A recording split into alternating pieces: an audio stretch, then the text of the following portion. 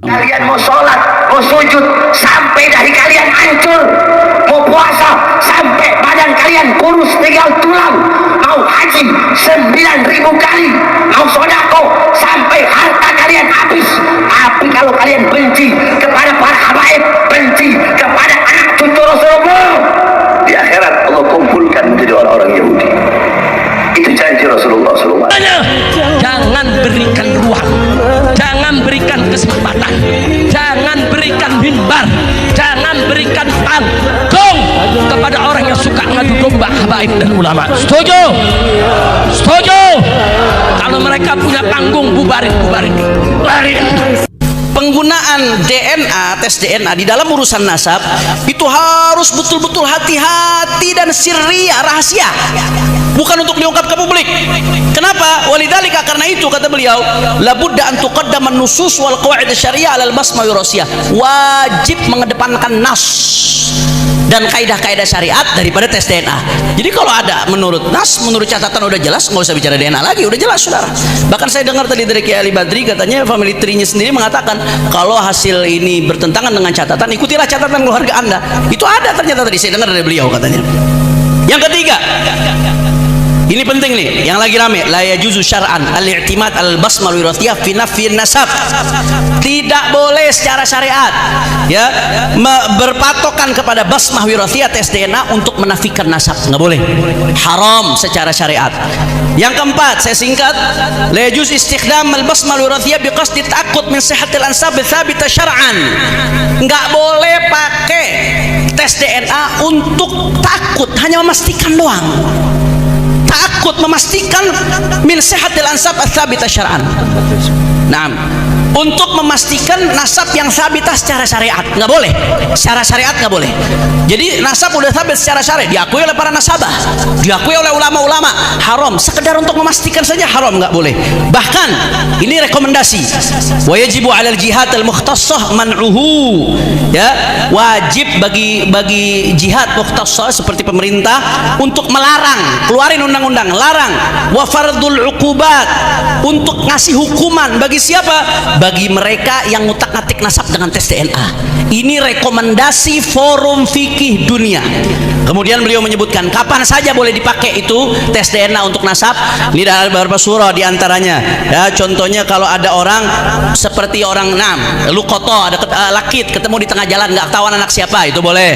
Atau anak ketukar di rumah sakit karena langsung ke bapak, boleh. Tapi di luar itu nasab-nasab jauh nggak boleh.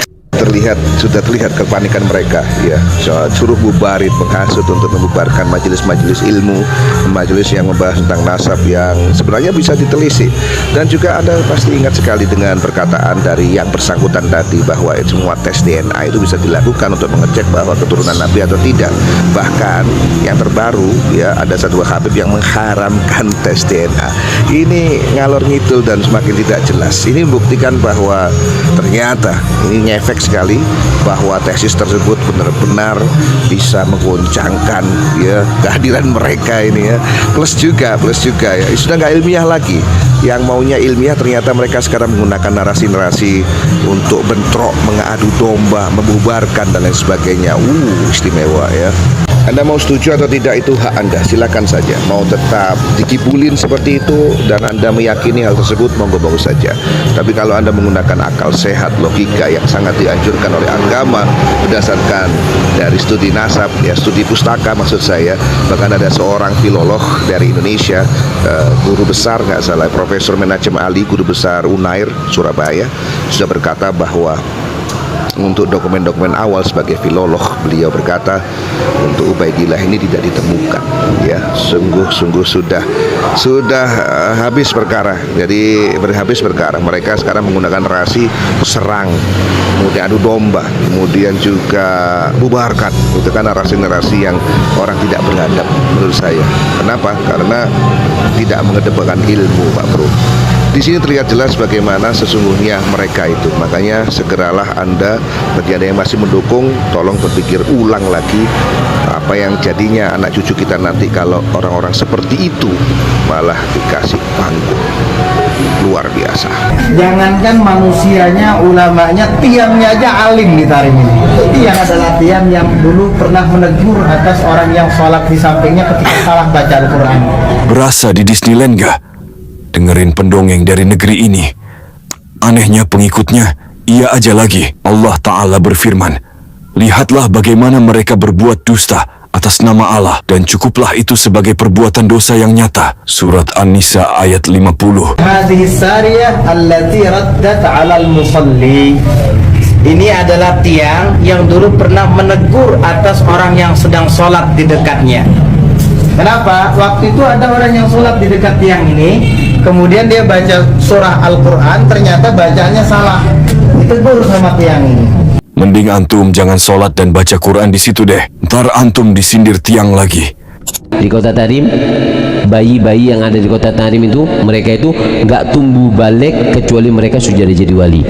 Mayuhammim syaribu, nggak ada yang tumbuh kumis illa wagudu mukashif, kecuali sudah jadi wali. Berkumis di kota Tarim sudah bisa jadi wali alim. Saking alimnya, makan es krim langsung di box pendingin. Emang si paling bohongin. Habib Abdurrahman As-Seggaf bin Muhammad Maulad Dawileh 60 kali dalam satu malam menghatamkan Al-Quran. Setiap satu rakaat beliau sekali menghatamkan Al-Quran. Mengikuti amalannya Mugaddam Sani Habib Abdurrahman As-Seggaf, umur 7 tahun menghatamkan Al-Quran dalam satu rakaat salatnya. Bagaimana Habib Abu Bakar bin Abdullah Al-Attas? Habib Abu Bakar bin Abdullah Al-Attas satu kali duduk baca Yasin 90.000 kali. Habib Muhammad Maulad Dawileh mengatakan, wahai anak-anakku, aku kepingin tahu sudah nyampe mana kamu itu. Coba yuk, coba terbang satu-satu. Disuruh terbang satu-satu. Terbang satu-satu. Bagus. Tinggal yang paling kecil kalau nggak salah Habib Abdurrahman As-Seggaf. Dari Abdurrahman, terbang. Lal marhaba. Takut anu bang. Terbang ditembus. Sampai atap rumahnya ditembus jebol. Dus ditembus, kemudian turun. Siapa Tuhanmu? Ia jawab, Habibi Abdullah Ba'alwi. Siapapun orangnya, mau Ustadz Abdul Somad, mau Gus Bahar, siapapun kiai-kiai pribumi yang melihat ini dan membenarkan ini, saya anggap gila. Tak berbohong. Mugi Kiai Nurihya tidak didatangi rombongan Habib, karena kejadian Kiai Haji Dr. Setio Al-Falah Gedongan Baki Sukoharjo didatangi rombongan Habib, lalu didoakan dimintai mahar 10 juta. Dikasih Kiai Setio sadar setelah mereka sudah pergi dari rumahnya. Berarti kegendam itu Pak Purbo, kena gendam itu. Saya sementara nggak menerima Habib datang ke rumah saya. Kena gendam itu berarti baru sadar gitu. Waduh, ya itulah, ada gendam. Nah, ini belajar dari Kiai Nur Rahmat Asmawi Jepara, masalah pergendaman itu, masalah ilmu hipnotis, hipnoterapi. Kiai kok iso kena gendam itu piye to nggih? Tak Purbo, iso kena gendam kiai piye? Kiai Haji Dr. Setio Al-Falah Gedongan Kiai saya dokter kena gendam itu piye? Ya mungkin di dalam batin alam bawah sadarnya itu sudah terbangun sugesti. Oh, cucu Nabi. Lebih baik duit 10 juta dikasihkan ke fakir miskin, dua apalah ya Isa, ya Allah, innalillahi wa inna ilaihi rajiun. Pak Kiai Setio sadar setelah mereka sudah pergi dari rumahnya. Iya toh Ki. Kabar buah, hati-hati. Baik kiai-kiai semua hati-hati. Kalau cuma 100.000 nggak apa-apa. Ya 200, 1 juta itu rapopo. Ini 10 juta itu boleh duit angel ya. Duit angel ya. Serahkan kepada yang berhak menerimanya lah ya Abi. Asnafus Samaniyah itu. Jai, Habib Ali As-Sakron sekarang ini lagi ngapain Mbak Yai Nur? Berada di alam penantian ya. As-Sakron itu artinya adalah mabuk kepayang dengan Allah. As-Sakron. As-Sakron, nama-nama As-Sakron, As-Seggaf, Al-Habsyi itu adalah nama-nama marga berdasarkan mujahadah, berdasarkan tirakat yang kuat. Akhirnya mendapatkan gelar As-Sakron itu ya mungkin kalau bahasa sekarang ya melankolia. Melankolia. Dan duriannya ya sama itu. Heran, tidak hanya Habib Muhammad Farid Al-Mutahhar saja. Coba lihat semuanya itu sama. Polanya sama, pemikirannya sama. Halunya. Nggih, mohon maaf sekali lagi maafkan saya. Cak Purbo. Sudah nyata Kiai, kenapa Mbak Alawi yang alim-alim pada diam dengan ulah saudara mereka yang mulut sampah seperti Bahar Sumet, siapa dengan kawan, karena yang alim pun nyata belokkan sejarah Nusantara, palsukan makam dan lain-lain. Itulah sifat Dajjal Kiai. Dajjal itu memiliki karomah kayak mukjizah ya. Makam-makam tua itu yang mati-mati itu digali lagi, dibangun lagi oleh Petanesia melalui Habib Hani As-Sakaf, suruhan dari seorang wali dari jangan tahu sendiri. Jelas kan? Beliau ngaku sendiri. Kalau dulu bukan Habib Hani As-Sakaf tapi Al-Habib Sohibul Farazi Al-Azmat Khan, Profesor Doktor. Sekarang beliau saya cari. Mau ngumpet kemana? Semakin meruncing. Ayo, dosa jariah akan kamu tanggung, panjenengan tanggung. Wahai akhinal karim, Habib Sohibul Farazi Azmat Khan. Sohibul Farazi apa Farazi, mbah saya nggak ngerti. Ayo bersamalah dengan kami. Taubatlah saat ini. Mumpung belum datang ajal nanti. Ayo, tobatlah. Benahi lagi, kembalikan lagi makam-makam itu ke aslinya. Makam Nusantara kiai-kiai yang punya, Duriah wali kita. Jangan dihabibkan semua. Azmat Khan itu nggak diakui. Menjadi Ba'alawi. Kalau usah jadi magang Habib. Kalau jenengan Duriah Basunan Giri, berarti jenengan bukan Habib, tapi Syarif. Gitu loh. Gitu. Nih. Pak Harmohot, tanggapan Yai, Gus Kausar Ploso and Gus Reza Lirboyo yang bela Habib Gedabrus nih. Gus Kausar itu, mohonlah, ayo ketemu dengan saya. Jangan sampai jenengan malah joget-joget Yafin dengan mereka. Ayo diskusi, ngaji bersama. Gus Kausar Ploso, tirulah duriahnya Mbah Hamim Jazuli saja. Gusmi itu paling tegas sama Habib itu. Gusmi itu tegas sama Habib. Gus Tuba ya lumayan lah ya, tapi Gus Tuba tolong saya ingatkan ya jangan terlalu angkuh lah. Gus-gus itu jangan terlalu angkuh, jangan biasa-biasa saja lah. Ya namanya karakter orang kan beda-beda. Kadang-kadang itu ada orang yang kelihatannya sopan tapi justru hatinya tidak sopan, itu ya ada. Tapi ya ayo podo-podo, saya zamannya wis podo-podo. Saya itu kadang-kadang kalau pulang kerja itu anak-anak itu hubung saya, kaos kaki sepatu saya itu diculik, jangan berlebihan nak, jangan begitu, tak oleh dewi, kono aduh saya bilang gitu. Kereta cepat. Assalamualaikum Kiai Nur. Tuh bagus Imam Ibrahim mewancanakan debat sesi kedua di Kesultanan Banten. Bagaimana respon Kiai mengenai wacana ini? Apakah itu murni atau settingan seperti yang dulu? Terima kasih dan sehat selalu nggih. Tuh bagus. Imam Ibrahim menghubungi saya pada debat yang pertama, tapi saya menolaknya karena saya ada dinas kerja dan tidak ada izin cuti dari pimpinan, jadi jauh, jalan juga jauh, saya nggak bisa mengikuti. Kalau misalkan toh ada debat kedua, ya diselenggarakan dengan cara yang sama dan sesingkat-singkatnya, tidak harus ketemuan raga, tapi bisa melalui udara. Saya bisa diundang dan bisa mengikutinya, insya Allah. Sebenarnya itu bukan tujuan kita. Karena apa? Tujuan kita itu ke Robito Alawiyah. Lalu untuk apa saya bertengkar dengan Kesultanan Kanoman, Kasepuan, ya, Kaci Rebonan dengan Kesultanan Banten? Gunanya untuk saudara sendiri. Apa ada mandat, ya, surat kuasa dari Robito Alawiyah? Nggak ada. Yang saya tantang itu langsung Robito Alawiyah. Jadi saudara sendiri nggak perlu saya berdebat dengan mereka. Sudah 3 tahun lebih, bahkan prosesnya itu 20 tahun yang lalu, nggak ada yang bisa menemukan. Mentoknya abad 9 itu akhir, nggak ada, putus-putus. Kita sudah menggelurakan untuk tes DNA saja mereka ketakutan. Oke. Jadi itu bagus Imam Ibrahim itu nggak bisa netral. Kalau beliau netral, saya oke-oke saja. Beliau nggak netral. sebagai wasit itu harusnya netral, tidak berpihak sana sini, adil di tengah. Nah itu baru saya mau mengikuti. Nanti dijebak, di framing nanti gitu. Seakan-akan pendukung Kiai Mahyudin Utsman ini gerombolan ya, pembenci dan lain sebagainya. Nanti di framing al-kaburi dan lain sebagainya. Padahal nggak kabur, nggak ada kata-kata kabur. Acaranya berbarengan pada waktu di debat Banten itu dengan yang diselenggarakan oleh Romo Yai Raden Syarif Rahmat. Pak Hadi Prayitno, PKI Yaman menggalang kekuatan. Nah, PKI Yaman dulu satu-satunya partai sosialis ya, komunis ya ada di Yaman Selatan.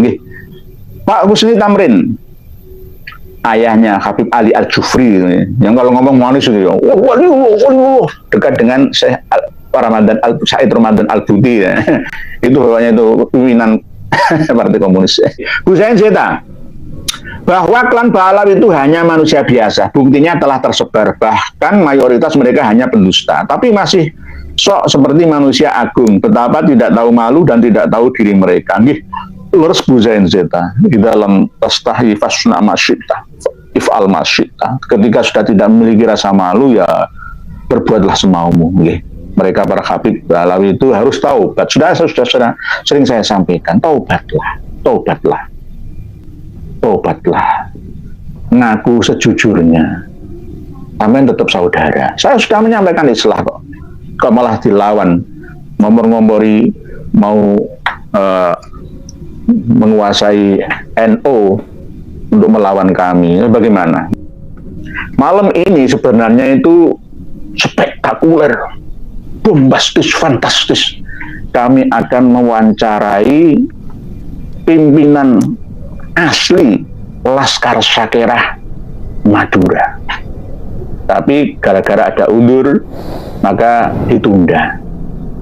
Asli pimpinan Laskar Sakerah asli yang berpihak kepada kita, yang mendukung perjuangan kita, nggak ada. Tokoh Sakerah itu membela penjajah itu nggak ada. Semuanya bawa celurit mau melawan Gus Nuril, Gus Fuad, gitu. Oh nggak ada. Sakerah ya itu berani sama Kiai Nusantara itu nggak ada, ceritanya itu nggak ada. Nah inilah keberhasilan Habib Ba'alawi yang mampu memecah belah bangsa. Kita harus waspada, kita ini diadu domba, minoritas mengadu domba mayoritas supaya persatuan kita semakin lemah. Pak Karsono bin Yadi, hanya demi memenuhi syahwat duniawi segala macam cara dilakukan manusia tanpa memikirkan resiko di dunia maupun kelak di akhirat. Kayak begitu Pak Karsono bin Yadi. Gus Husain Zeta, pemekasan. Dajjal memang mahir berpura-pura berdusta dan merubah banyak hal seperti memalsu hadis Nabi, sejarah. Tapi semahir-mahirnya Dajjal merubah dan memalsu, mereka takkan pernah mampu merubah dan memalsu darah mereka. Bener. Kok sampai bisa memalsu darahnya? Ya hebat juga dia. Gak bisa. Darah mereka itu bukan darah Rasul. Kalau bahasa-bahasa kasarnya itu ya nutfah, yang bukan nubuah. Ya nutfah apa? Ya tadi itu yang saya terangkan tadi nih. Nutfah kadzabiyah atau dajjaliyah. Nggak bisa memalsu darah, itu nggak bisa ditipu. Kita ini sudah percaya golongan darah seseorang ada O, ada B, terus nanti diteruskan kembali dalam bahasan yang khusus DNA. Hari gini masih menolak DNA, apa kata dunia? Hari gini kok masih nolak tes DNA, apa kata dunia? DNA itu ilmu pasti, ilmu alam, ya ilmu kausalitas sunnatullah, nggak bisa dihindari kok. Sudah ada pemetaannya, ahlinya. Jadi kalau idza wusidal amru ila wari ahli ya fantadiris sa'ah. Kalau bukan ahlinya mengotak-atik DNA, hancur sudah. Lah, itu nggih Bu Zain Zeta. Kita harus berpandangan dan berwawasan luas. Tidak boleh sempit dalam hal ilmu dan teknologi, perkembangan informasi. Jadi tidak bisa nih Bu Sendeta memalsu darah mereka, merubah atau memalsu darah mereka. Darah asli mereka itu ada, asli. Kemarin dari marga Ali Al-Hadi ya, sudah kita bongkar bersama. Pak Garuda Sakti, Syekh Abdul Qadir Jailani adalah rajanya para wali, bukan fakihil muqaddam. Menurut mereka, di dalam Al-Burqa Al-Musiqah, Filibasil Khirqah Al-Aniqah, begitu juga di dalam Al-Ghurur, begitu juga dalam Al-Masyra'urawi, disebutkan bahwa tidak ada wali di dunia ini yang bisa menyamai Muhammad bin Ali Al-Fakihil Muqaddam. Yang bisa menyamai itu cuma sahabat Nabi atau sekelas Uwais Al-Qarni. Jadi begitu. Pak Raiden Gama, assalamualaikum Pak. Kajian-kajian kita manuskrip kayaknya sangat ampuh sekali Kiai, karena kalau tes DNA dikira hanya akal-akalan orang barat. Semacam kemarin Pak Yai meluruskan Ustadz Romli, tetap kita selang-seling Pak Raiden Gama. Nanti saya itu dituduh kitab-kitab saya itu lakbanan. Iya lakbanan, dong. Manuskrip enggak lakbanan bagaimana? Manuskrip itu kan ya salinan. Ini manuskrip Al-Burqah Al-Musiqah.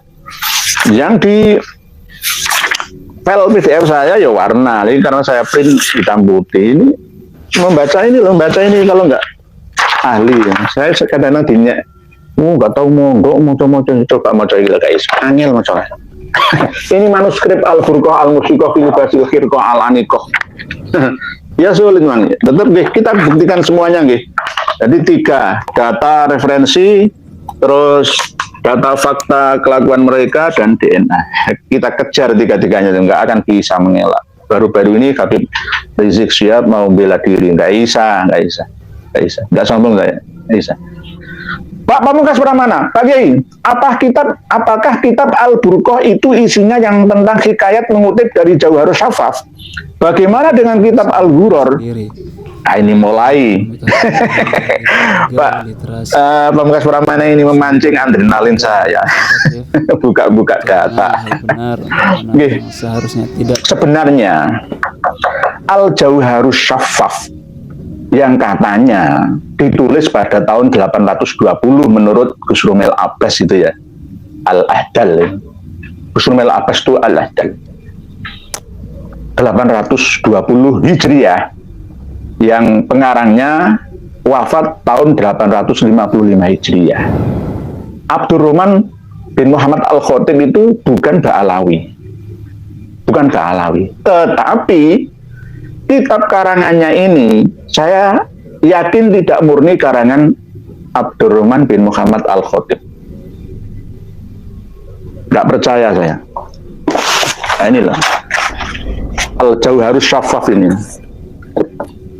Nggak percaya kalau karangan beliau. Karena apa? Saya kok nggak percaya. Tokoh yang bernama Abdurrahman bin Muhammad Al-Khatib ini tidak terkenal dalam dunia ilmu sejarah dan ilmu nasab. Nggak ada catatannya. Simpang siur. Antara Abdurrahman yang mana, Abdurrahman itu banyak jenisnya.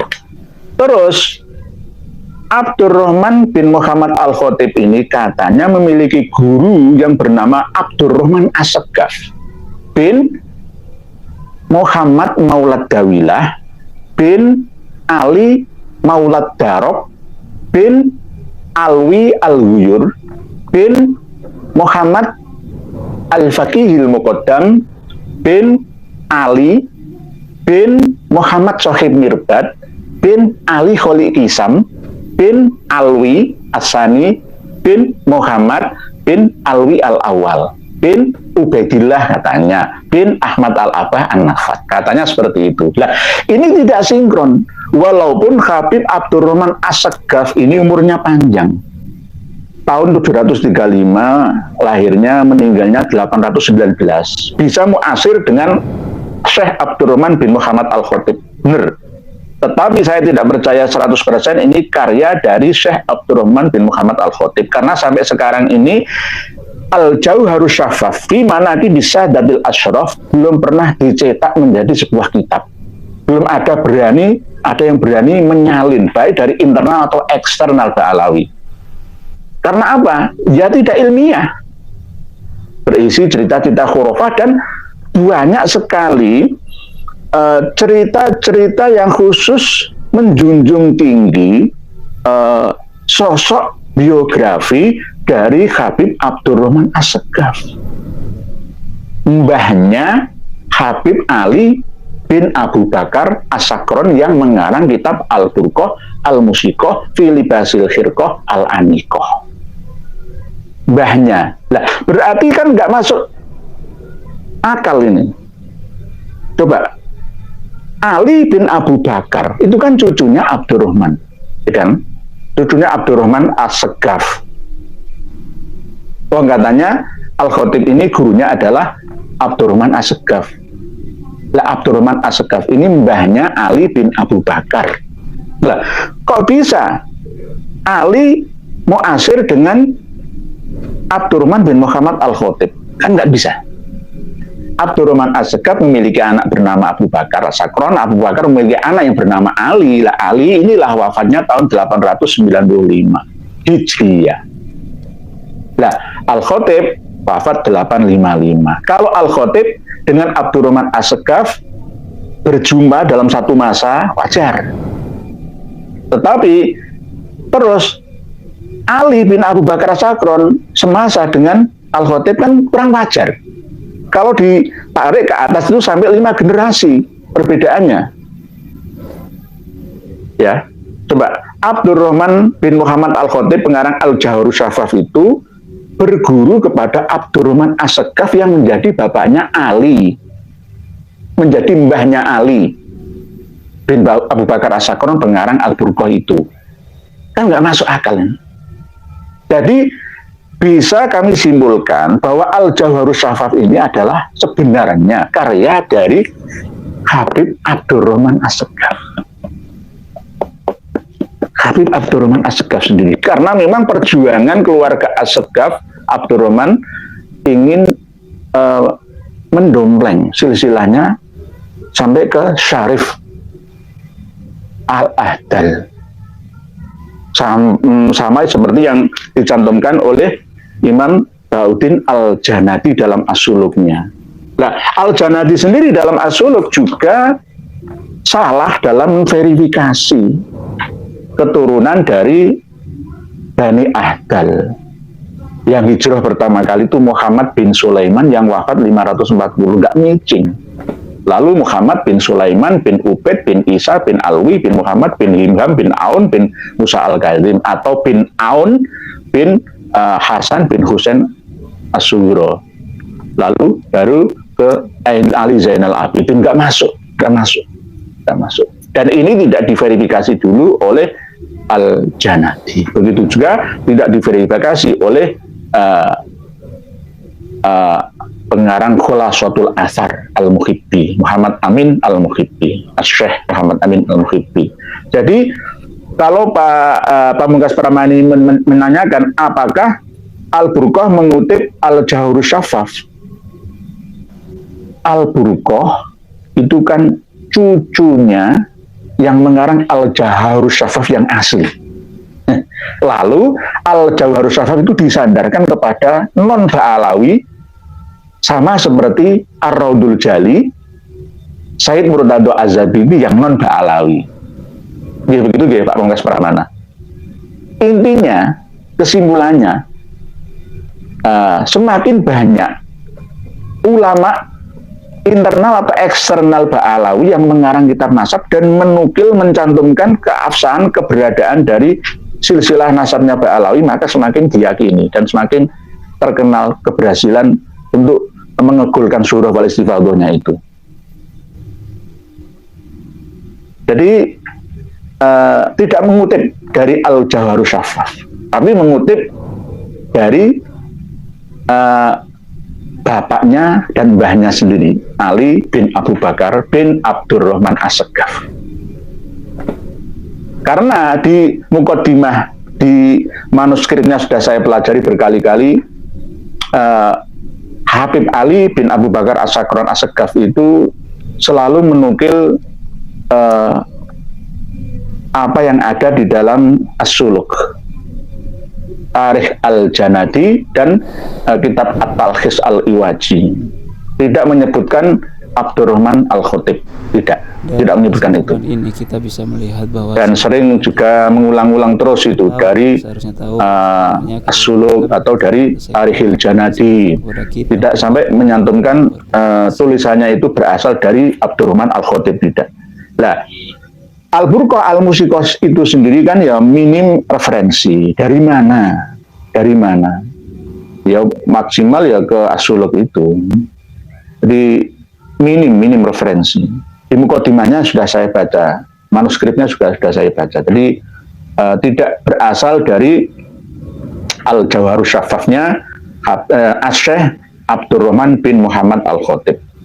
Setiap kitab yang dikarang oleh Ba'alawi atau kitab karangan eksternal Ba'alawi atas permintaan gurunya yang berasal dari Ba'alawi atau kitab non Ba'alawi yang disalin oleh kalangan Ba'alawi itu sangat mencurigakan.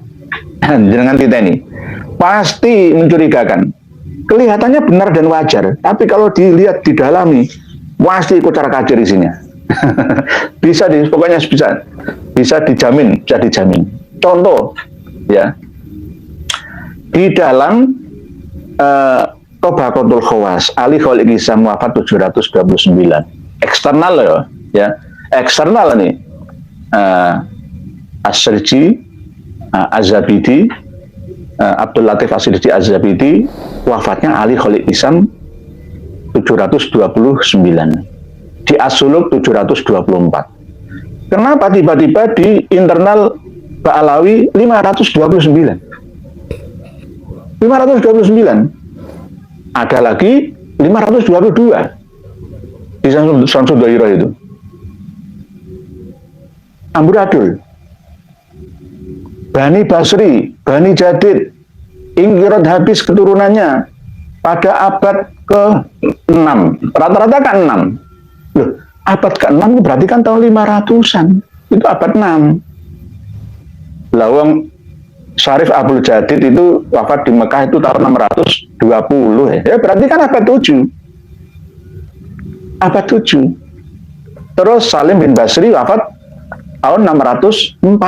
Ya abad 7. Tapi di tulisan sejarah internal versi mereka itu abad ke-6.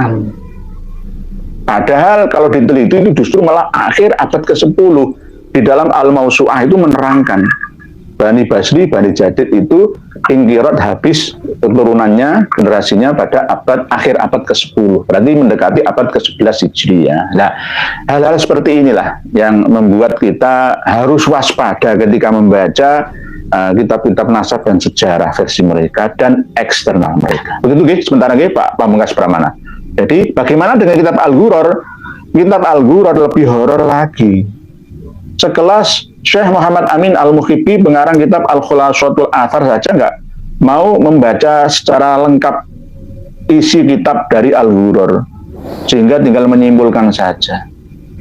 Ya inilah kita tidak mengoreksi menyalahkan beliau yang alim dan alama itu di masanya.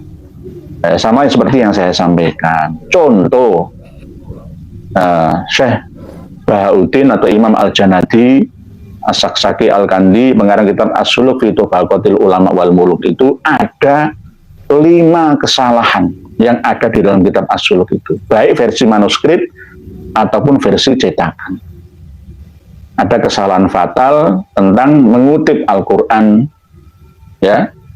Walladzina amanu wa 'amilus sholihati lanubawwi'annahum minal jannati ghurafan tajri min tahtihal anharu khalidina fiha ni'ma ajrul 'amilin. Dirubah menjadi walladzina amanu wa 'amilus sholihati lanubawwi'annahum fid dunya hasanatan wal ajrul akhirati akbar law kanu ya'lamun. Ini salah. Fatal itu. Fatal. Itu sekelas Imam Al-Janadi. Lah setelahnya ya bisa juga salah. Bisa juga salah. Sekelas misalkan Imam Ibnu Hajar Al-Haytami yang mengatakan bahwa Habib Ruman Al-Idrus itu termasuk Syekhul Jinni wan Nasi wal Malaikati. Gurune jin, guru sin musuh, gurune malaikat. Itu kan ya bisa dipertanyakan. kitab asli, kitab nasab karya beliau sendiri ya tidak menyebutkan itu. Mablagul Arab fi fakhril Arab, tidak menyebutkan tentang adanya Ubaidillah atau Abdullah, nggak ada. Begitu nggih. Sebentar nggih, Mas Permana. Pak Kiai, apakah kitab Al-Burqah itu isinya yang tentang hikayat mengutip dari Jawharus Syafah? Bagaimana dengan kitab Al-Ghurrar? Hampir sama. Nggih. Isinya itu banyak halunya, nggih, sama. Al-Jawharus Syafah juga lebih banyak, ya, isi cerita atau hikayat horornya, ghurarnya, halunya. Al-Ghurrar juga tidak lebih banyak dari Al-Jawharus Syafaf. Di Al-Burqah juga ada, termasuk Al-Burqah itu mengutip karomahnya Imam Al-Faqihil Muqaddam. Setiap ada orang yang meninggal dunia dari kalangan Ba'alawi, itu pasti Imam Muhammad bin Ali Al-Faqihil Muqaddam ikut menyolatinya walaupun sudah meninggal dunia. Itu dikutip oleh Habib Ali bin Abu Bakar As-Sakron dalam Al-Burqah Al-Musyiqohnya. Dan bahkan di dalam Al-Burqah Al-Musyiqoh itu juga menyebutkan tidak ada di dunia ini wali yang menyamai kedudukan dari Muhammad bin Ali Al-Faqihil Muqaddam, leluhur kita. Gak ada yang menyamai. Yang bisa menyamai itu cuma sahabat Nabi. Ayo, piye. Si Abdul Qadir Al-Jailani kalah. Demikian video dari San Guru, semoga menambah wawasan kita tentang keislaman. Assalamualaikum warahmatullahi wabarakatuh.